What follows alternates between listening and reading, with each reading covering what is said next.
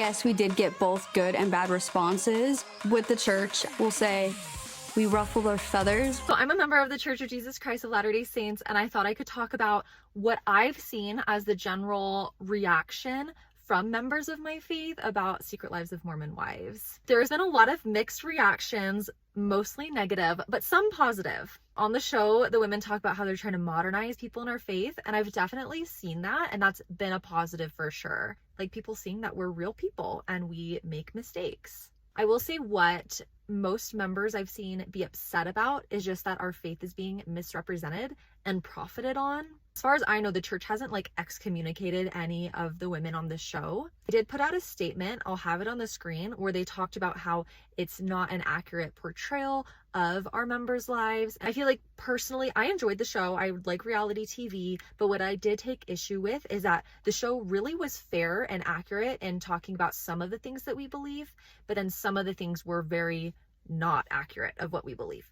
And it is tricky because there's a difference between our doctrine and teachings and then the culture of what members actually live and experience. Sometimes they don't exactly line up. I am going to dive into this in later videos, breaking down different claims that are made on the show. But just for example, the swinging thing, that was obviously a no-no. People watching it, they're like, okay, obviously the church doesn't condone that. And later Taylor was talking about abstinence, how the church promotes abstinence until marriage. And what she was saying was true, but that was just one aspect of it. It wasn't the full picture of why we teach abstinence. And then when the women claim that wives submit to their husbands, that is just actually the opposite of what the church teaches. And they were just saying that as fact, that's what is taught in our church. So all the women on the show either are current members or have been members of the church, and they are entitled to their own personal experiences of what they've lived through and experienced. But I feel like what I have a problem with is these women explaining what the church teaches and what our doctrine is based on their personal perspective and their point of view. And it just wasn't always accurate, which you can't expect because I understand it is a Hulu show and it's sensationalized. And I'm sure the women were encouraged to say certain things by producers to give them the outcome that they wanted.